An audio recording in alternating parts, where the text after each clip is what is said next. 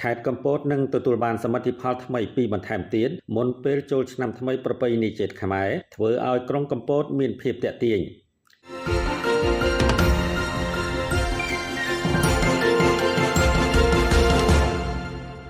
ដើម្បីបង្កើនភាពទាក់ទាញបន្ថែមទៀតអភិបាលខេត្តកំពតបានសាងសង់រូបសំណាកបាដៃសម្រាប់ភ្ញៀវទេសចរឡើងថតរូបនិងរៀបចំសាងសង់វិថីអាហារដែលមានរចនាបថខ្មែរហើយសមិទ្ធផលទាំងពីរនេះនឹងសាងសង់រួចរាល់មុនចូលឆ្នាំថ្មីប្រពៃណីជាតិខ្មែរខេត្តកំពតក្រោយពីការអភិវឌ្ឍហេដ្ឋារចនាសម្ព័ន្ធក្នុងក្រុងក៏ដូចជាសមិទ្ធផលទេសចរប្លែកៗថ្មីៗបានធ្វើឲ្យកំណើនទេសចរមានការកើនឡើងជាបន្តបន្ទាប់ហើយបានជំរុញឲ្យជីវភាពរស់នៅនិងសេដ្ឋកិច្ចរបស់ប្រជាពលរដ្ឋមានភាពល្អប្រសើរឯកឧត្តម ម៉ៅ ធនិនអភិបាលខេត្តកំពតកាលពីថ្ងៃទី16ខែមីនាឆ្នាំ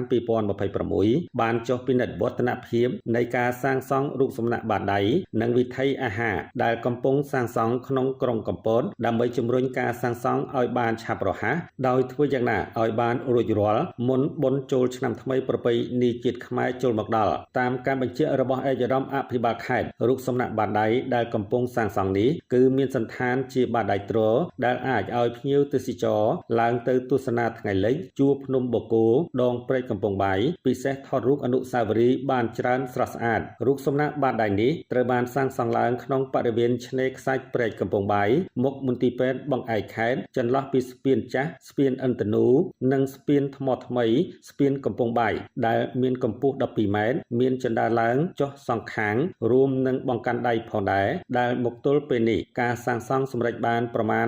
60% ហើយដោយឡែកវិថីអាហារដែលកំពុងសាងសង់នៅកណ្ដាលក្រុងកំពតលើសួនច្បារក្រណាត់ក៏សម្រេចការសាងសង់បានប្រមាណ 90% ហើយដែលផ្សារនេះត្រូវបានសាងសង់តាមរចនាបថខ្មែរសុទ្ធសាធជាមួយនឹងការបំពាក់នៅប្រព័ន្ធលូរំដោះទឹកប្រព័ន្ធភ្លើងដើម្បីផ្ដល់ភាពងាយស្រួលដល់អាជីវករលក់ដូរក្នុងវិថីអាហារនេះជាមួយគ្នានេះដែរឯកឧត្តមអភិបាលខេត្តក៏បានបញ្ជាក់ថាសម្រាប់អាជីវករដែលចូលលក់ដូរក្នុងវិថីអាហារនេះគឺតម្រូវឲ្យស្លៀកសម្លៀកបំពាក់ប្រពៃណីខ្មែរដើម្បីបង្ហាញវប្បធម៌អរិយធម៌ជាតិដល់ភ្ញៀវទេសចរបរទេសដែលមកលេងកម្សាន្តក្នុងខេត្តក៏ដូចជាដើម្បីទាក់ទាញភ្ញៀវទេសចរឲ្យមកលេងកម្សាន្តកាន់តែច្រើនទន្ទឹមនឹងនោះឯកឧត្តមអភិបាលខេត្តក៏បានជំរុញឲ្យអាជ្ញាធរក្រុងកំពតត្រូវចុះត្រួតពិនិត្យការលក់ដូររបស់អាជីវករជាប្រចាំពិសេសធ្វើការណែនាំដល់អ្នកលក់ដូរទាំងអស់គោរពតាមការណែនាំរបស់អាជ្ញាធរខេត្តនិងរក្សា